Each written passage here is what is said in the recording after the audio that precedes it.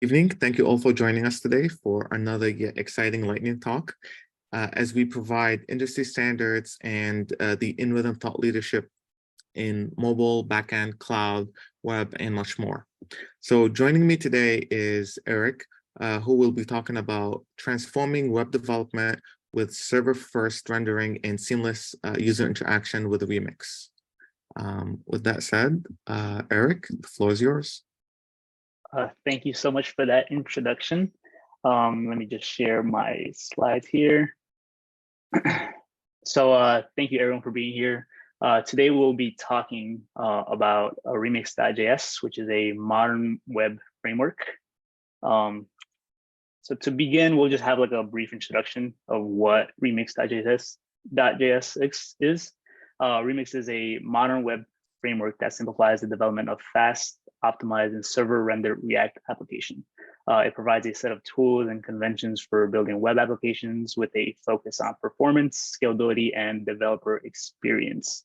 Remix.js was actually created by the founders of React Router and is also built on top of React Router.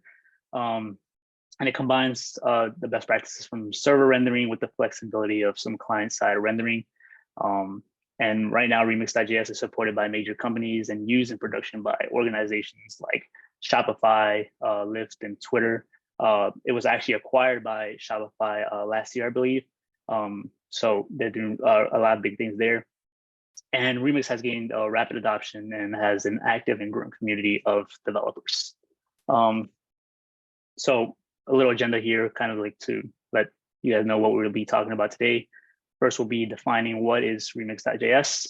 We'll talk about some of its key features, and some of those involve server-side rendering, data loading, routing and layouts, code splitting, and then we'll just wrap up with a quick summary of what use cases for Remix.js. So first things first, what is Remix.js? Remix.js was inspired by React Router and is often used with React. It focuses on key concepts like server-side rendering and route-based code splitting. We'll talk a little bit more about those later on in the presentation. Remix is suitable for a wide range of web applications, from small projects to large complex applications. On the Remix docs, they kind of define Remix as being four things. We have a compiler, server-side HTTP handler, a server framework, and a browser framework. For Remix, everything starts with the compiler. We use esbuild to create a couple of things. We use it to create our HTTP handler. We just use to create a browser build, which will be used in the browser to render your application. And we also create a asset manifest, which is used by the client and server to enhance performance, and also for prefetching data in your UI. So some of the key features that Remix.js has, obviously server-side rendering. This also helps improve our SEO, route-based splitting, so code splitting per route for faster loading, data loading flexibility. Remix handles data very efficiently when we're muting data and even fetching data for our UI. Layout composition, we have reusable layouts for design consistency. Out of the box, we have great error handling for user experience. Powerful routing. Remix has a routing file structure that helps with that routing. We have server rendered navigation, so we have fast navigation without heavy client-side scripts. Out of the box, we also it provides TypeScript support. Like I mentioned before, we have a clear file structure, so it's easy to follow, clear conventions, and it focuses a lot on code quality. And we also have an active community and plugin support. So the first thing we'll talk about is server-side rendering and how Remix kind of simplifies that with this framework. So for those that are unfamiliar, server-side rendering is a technique where web pages are rendered on the server first, and then we're sent to our client as fully formed HTML. This helps improve performance. Our initial page load time is greatly reduced since our HTML is rendered on the server first. SEO has also improved since our content is rendered on the server. Search engines can index through content a lot easier, increasing our SEO rankings, and ensures accessibility, being that a lot of the data fetching and HTML rendering is happening on the server. Even if JavaScript for some reason is taking a while to load on your client side, we are still able to see the content because our HTML is delivered to our client from the server. So some of the challenges with server-side rendering and kind of transitioning React single page applications to server-side rendering can be like managing routing, data fetching, layout consistency. Those can be kind of complex and have a lot of errors. React kind of, if you're familiar with it, has a lot of client-side logic, also lifecycle methods such as component did update, component did mount, which are usually not available on the server since it's UI logic. So those kind of things we had to refactor our code and find workarounds to be able to use those types of functions and update state on the server. So that's a challenge in and of itself. Routing, if we're using React Router, obviously React Router is also a library that exists for client side, not server side. So managing routing can be difficult, redirecting to a different page, loading an entire HTML, kind of is inefficient. So Remix simplifies server-side rendering for developers. And it does this by having unified routing, data loading, and zero configuration. As soon as you spin up a Remix application, you don't have to worry about setting up the server-side rendering. It's kind of already set up for you, so you don't have to worry about that. You can get straight into building routes, building components. So it speeds up that process. And we have unified routing and data loading, which is efficient for data fetching and data manipulation when users are interacting with your UI, but we'll talk a little bit more about that on the next slides. So the first thing we'll talk about is data loading. So this is kind of like a full stack data flow. And this, we kind of use three different, I would say, functions here. We have, Remix provides what are called loaders. We have our component and we have an action. Our component here is just our simple UI, which can kind of be it could be as simple as just rendering a form. We can have a component that renders a form with different input fields and a submit button.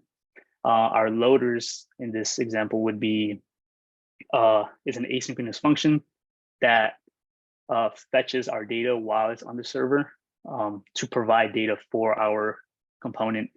And this is embedded in the HTML before it's sent to our client. And then our action is also another asynchronous function that deals with post, put, and delete requests. So this is handles a lot of like the data mutations. We want to edit existing data, or we want to delete something or create a new piece of data in our server. So here we have an example of a route loader. So loaders are asynchronous functions used in Remix.js for data fetching and execute on the server and client. Loaders return data to the route handler for rendering. So here we see we have a asynchronous function. You can see that we are executing this function get user to, and we have a request, which is usually like an ID for a user. So we're fetching that user and it will return a JSON object to be used within our UI code. We have a route component here on the left side. So you can see here, we just have a form with two different inputs and we have a button submit. And here, when we click our button submit, Remix knows to look for a action function within its route. So these three components, the route, the loader, and an action component are typically bundled together. So once you click the button, it will know to execute your action function, which in this case, we're saving a new user, so it will execute the data. I mean, it will execute the function and update the user. And so if we reference back to our model here, once we create a new user, Remix is smart enough to know, oh, we just created a new user. Let us revalidate our data and call our loader function again to make sure that our UI data is in sync with our database. So that way, state management, in a sense, is all handled in the server. So we load our data first, our component, our user interacts with it, creates a new user, our action function creates that new user into our database. Now our loader knows that we just created a new user and will execute and make sure that our data is in sync in the UI. So that's kind of what the data flow there is for Remix and how we can use it in our applications. Now we'll talk about a little bit more about the routing and layouts. Layouts are a fundamental concept of Remix. They define the structure and presentation of multiple pages, share common elements like headers, footers, and navigation, improve code organization and reusability. This is kind of a small example, but I have an example here where you can see. So this is right here. We have one route, our contact with a contact ID. Here you can see we have a loader function, which will load the data needed to render this contact. We have an action. This action will, if we favorite this, will execute a post request to update the database, letting the database know that we are favoriting this particular user. And for our layout, this is actually no. A good example would be we have so you see our layout here on this UI. We have a navigation bar. Usually we're only changing what is being displayed on this side of our UI. Everything else stays the same. So that's when we would use layouts. Our root component here has a layout, and we are using this component outlet to render the nested routes that we are viewing right now. So if we were just on the root layout, on the root route, you can see that it won't display anything, but the layout still stays the same. So the outlet will just display whatever route we are on, or whatever component the route is related to. So the routing system here in Remix.js kind of, they have a structure where we have your app directory. Inside it, we have your routes folder. Inside your routes folder, we define all the routes that we want to have, that we want your application to have. So here we can see these are the different routes that an application can have. Our root.tsx, this is typically your root route, the little tongue twister there, root route. So this will kind of have a global layout for your web application. So if we're on the root URL, it'll display your root layout. If we go to /concerts, then Remix will know to search for that route, which is here, concerts.tsx. Now this becomes your new nested root route. And now your layout will be referencing concerts.tsx.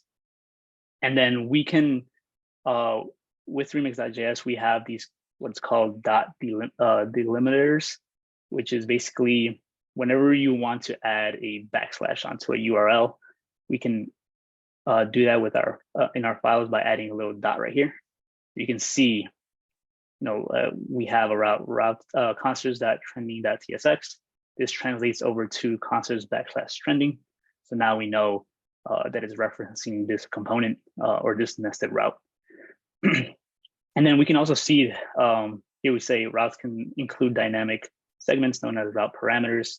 You create them with the $ prefix. Sorry. And they allow passing data through URLs to route handlers. So here we are creating what is called a dynamic segment, so $city. So usually we want, if we're searching for a particular user or an ID, we would pass in a parameter URL. So in this example, $city, so we're searching for a particular city. So your URL would look like concerts, Salt Lake City. So now your component knows, let me use that parameter, search up what concerts are available in this city, and then it will display the data on the UI. So yeah, that's kind of like what the structure or the routing structure, how that works in Remix.js. Another great thing about Remix.js is the code splitting.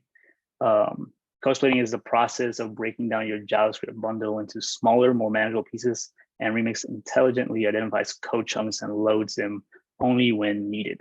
So this brings a lot of benefits to one as a developer, and also it brings a lot of benefits to the user that's using the application. So we have fast initial page load. Since our JavaScript bundles are smaller, it's going to be a lot faster to load. We have reduced latency. When we are navigating from one route to another, Remix knows to only load the necessary data and only fetch the necessary data for that particular route.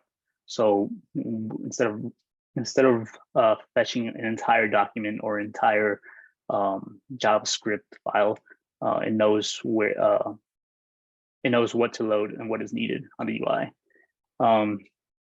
So how does Remix achieve automatic code splitting?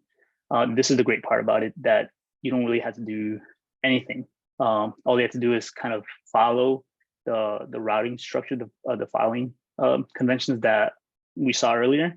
And when we run the ES build to build our compiler will look through our routing folder and bundle the JavaScript associated with a particular route together. So now whenever we click onto a route, Remix will know we only need to download this particular JavaScript bundle for that route.